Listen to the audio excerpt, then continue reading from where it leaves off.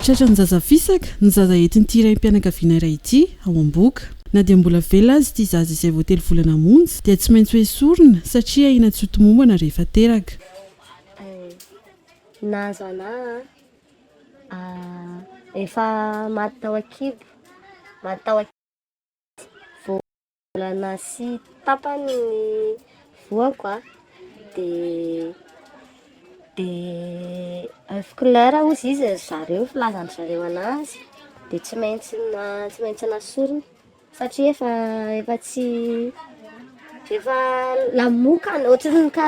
tsy hoe mampitovy amin'ny akoho fa ohatriny ny akoho. Ny akoho zao lamokany tsy fohy fa lamokany de ohatr'izay koa le izy. Nisy raha kely nandeha de narary be ny valahako, ohatrany hoe somary vizaka zany de narary ny valahako.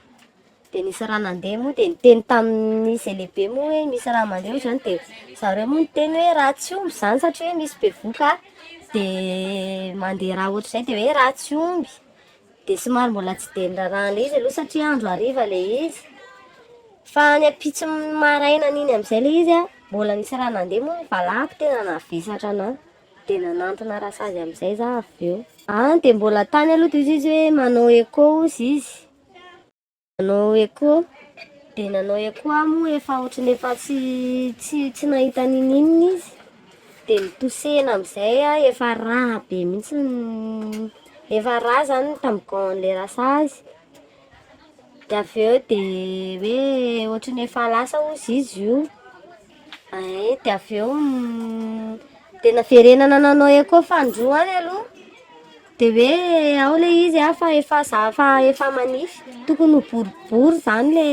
le izy ao de efa fisaka kely ony de tsy maintsy nasorina satria raha hoe afaka tazomina fa raha tazomina zany le izy de mety hoe semba de tsy maintsy nasorina tao le izy. Maro ireo trangana fampitsahana voka noho ny antony ara-pahasalamana mandalo eto amin'ity mpampivelona iray ity. Tafiditra ao anatin'izany ohatra ny zaza tsotsikooditra na antony mety hitarika fahafatesany zaza na ny reniny.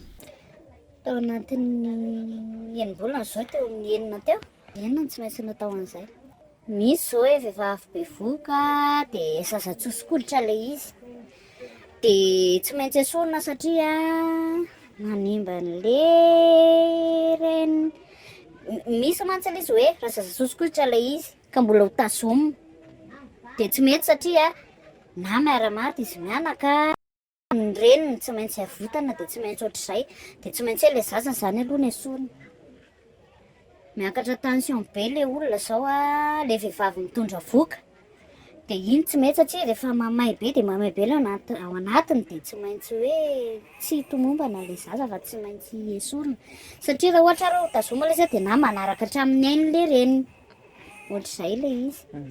Misy antony hafa koa, misy ndray zao ohatra hoe manana fahasembanana hatrany an-kibo le zaza de rehefa misy fahasembanana hatrany an-kibo le zaza ka ohatra hoe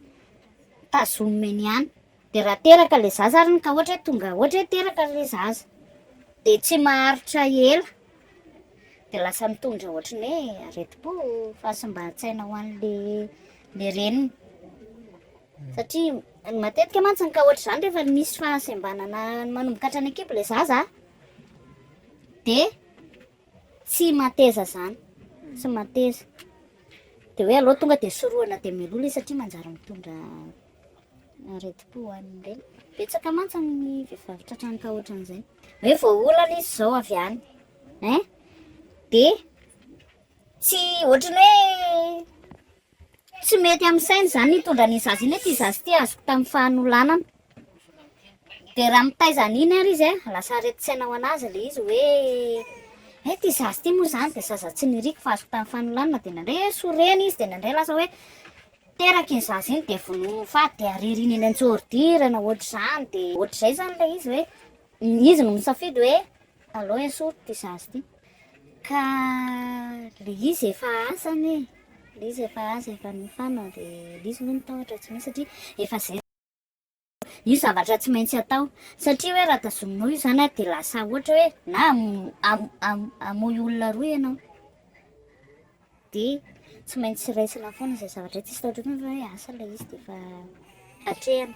isan'ireo fikambanana mbola manao ady sisika ampidirana ny tolo-dalàna momba ny ITG izay avadika OMG na interruption médicale de la grossesse ny fikambanana ifinakanga amin'izao fotoana izao.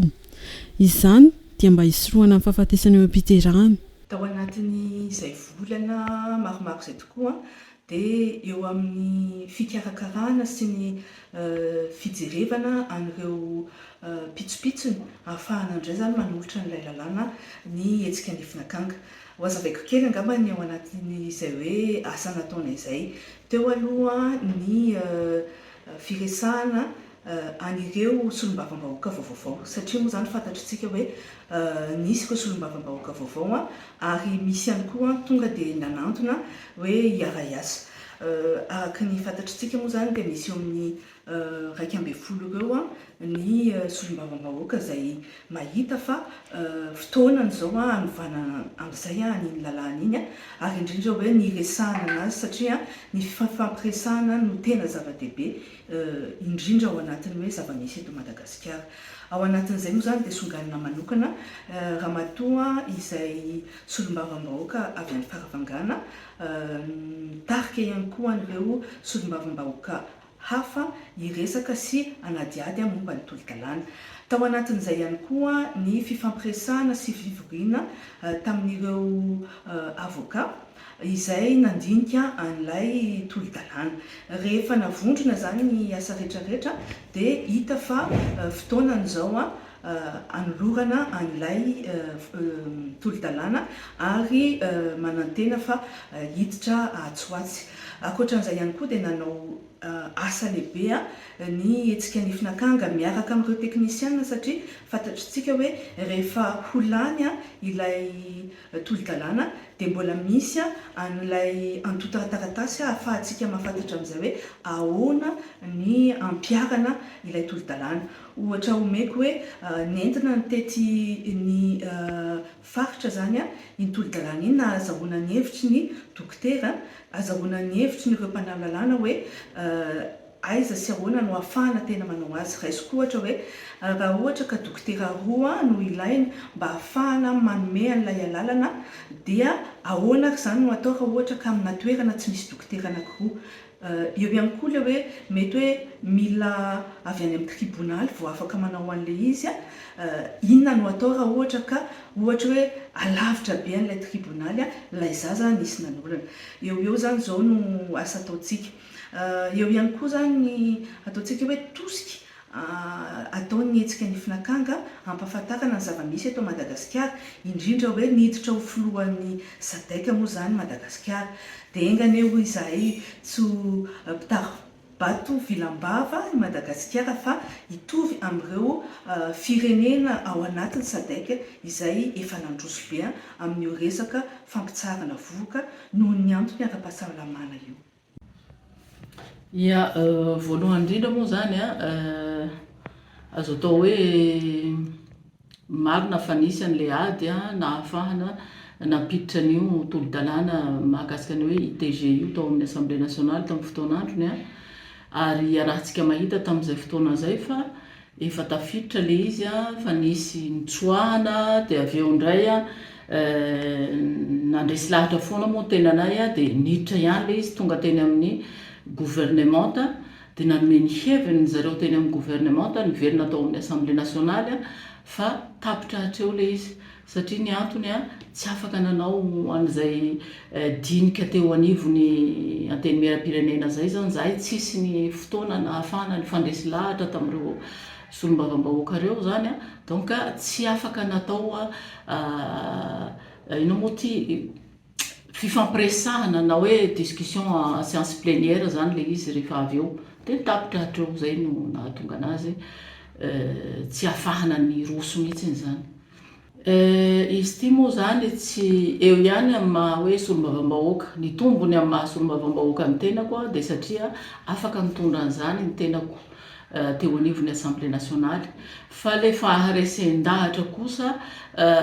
hanampy an'izay ataoko hoe solombavam-bahoaka eo am-perinasa amin'izao fotoana zao ka raha misy fahavononana hitondra an'io dia afaka mbola mifampidiniana satria izy io misy lalana izay izorana ataoko hoe processus izay niarahana tamin'ireo